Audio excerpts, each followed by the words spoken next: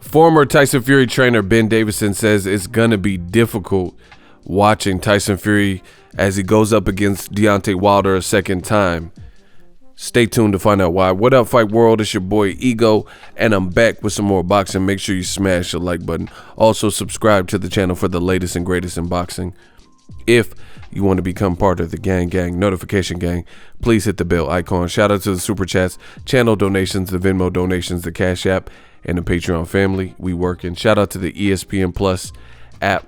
Use my link in the description. It does help the channel grow when you use that. And shout out to everyone who ordered the UFC 247 John Jones Dominic Reyes fight using my link. Now, link in the description. There was an interview conducted with former Tyson Fury trainer Ben Davison. He wasn't with Tyson Fury that long, maybe 2-3 fights. One of them being Tyson Fury's most important fight with Deontay Wilder. This is a fight where he got knocked out unconscious, did get up, but you know, he was knocked out, like the definition of the word knocked out. He did get up and went 12 rounds. It was a good fight. Now they're about to rematch February 22nd. Now, something that Ben Davison said that was interesting to me is that he says it's going to be difficult. He said he's going to go to watch the fight and be live in Las Vegas and support his former fighter, you know, and friend.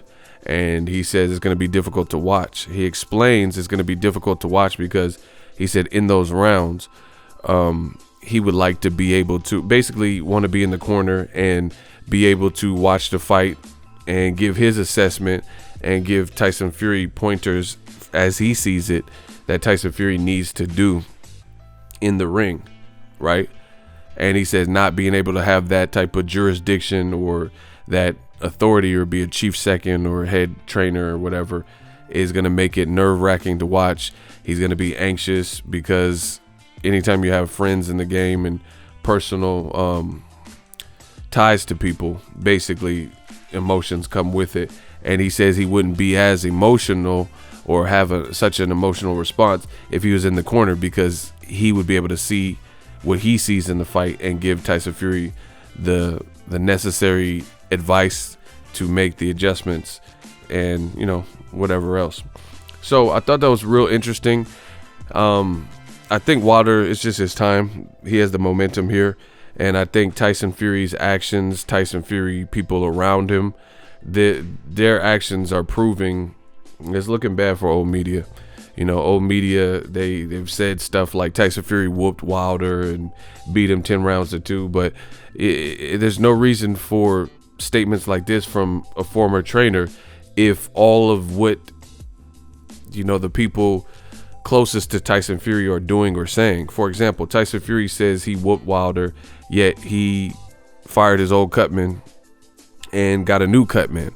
So that shows me that he's worried about Wilder's punching power and that cut from the Otto Wallin fight potentially opening up against a lethal puncher, right? He's making ludicrous statements like he's going to stop Wilder in 2 rounds when he really hasn't stopped anyone elite in that few of rounds. In fact, he stopped Tom Schwartz in the 2nd round, but there's no way he's comparable to Wilder in terms of threat or stature or resume or really anything. So that doesn't really make sense to me. And the last time he really stopped someone, I looked through his box rec, last time he stopped someone in 1 or 2 rounds in 1 round was in 2010, you know, so a decade ago. So it just doesn't seem likely, just this talk. Tyson Fury has also switched his trainer. You know, he was with Ben Davison. Now all of a sudden he's with Sugar Hill and going back to memorable times that he had in Detroit with Andy Lee and Emmanuel Stewart's nephew, rest in peace, nephew.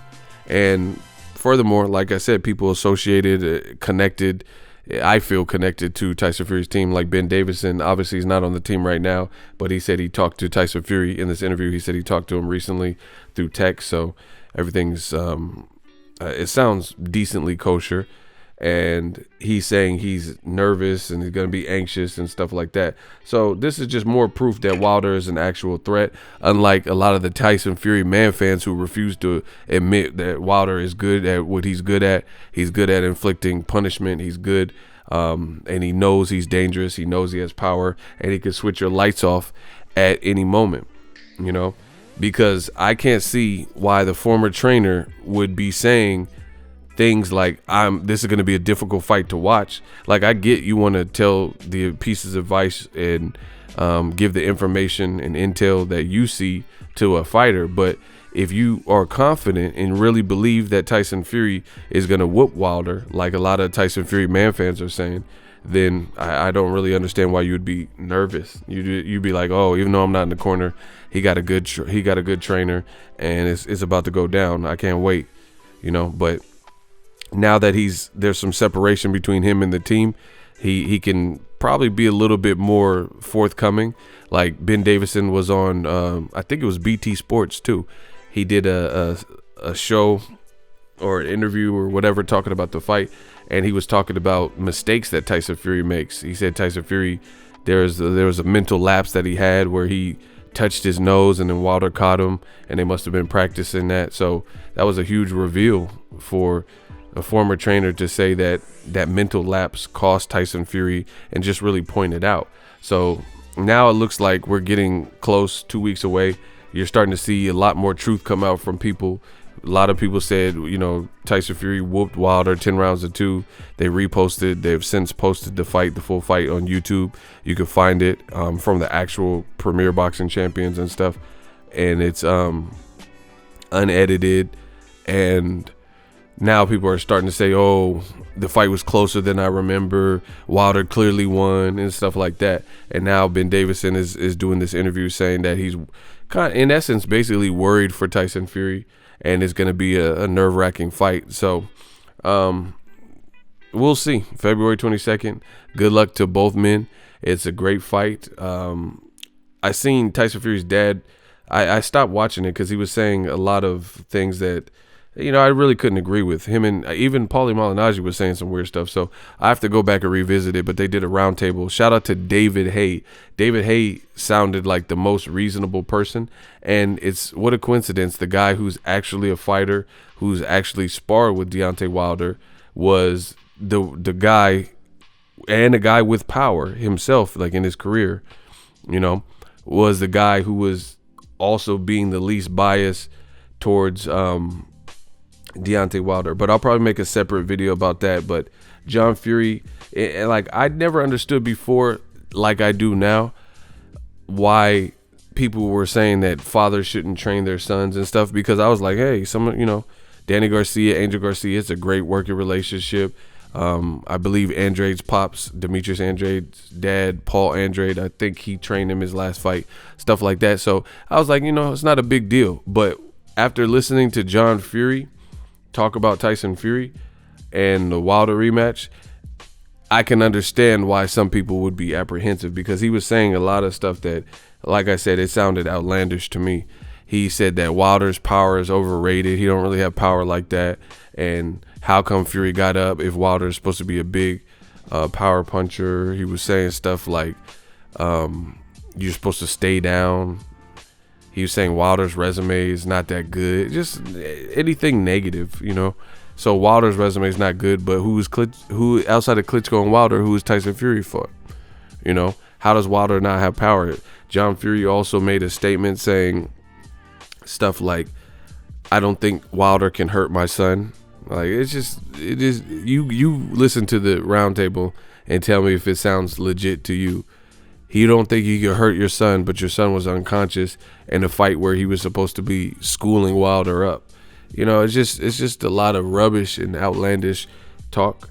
And now, like I said, the people who aren't emotionally invested as much, you're starting to see a little bit more of the truth come out closer to the fight. Like, I think Ben Davison being worried and saying it's going to be difficult to watch, that's a testament. If Wilder, he was at Ben Davison, I seen him. I was in Vegas. I covered Wilder Ortiz too, and he was there, and he had to be impressed by that one punch man knockout Wilder had over Luis Ortiz in a come from behind victory. So he was giving props to Wilder. He's seen it firsthand, even outside of his fight with Fury, how deadly Wilder is. So now all of a sudden you're starting to see the truth come out, and you're starting to see that people are really worried. You know, it's like people are doing whatever they can to hope and pray that Wilder, you know, slows down or can't get his shots off or doesn't really come to the fight focused or whatever with a bad game plan. But I don't know. I think it's Wilder's time. Let me know what you guys think. I really can't think of any other reason why someone would say it would be difficult to watch if you're really confident that your former fighter would beat Wilder. So to me, this is an admission that Ben Davison is full aware and well aware of the danger zone that Wilder presents. Let me know what you guys think. If you love what I'm doing, smash the like button. As always, hate, comment, and subscribe. Till next video, it's Ego signing off. So if you enjoyed this video and want more content like this on the channel, you can show your appreciation by going to the PayPal donate button or the YouTube support button, and you can donate any amount that you feel is equivalent to the value of this video. Much more to come. Thank you guys for your support. Boxing Ego, the future of boxing.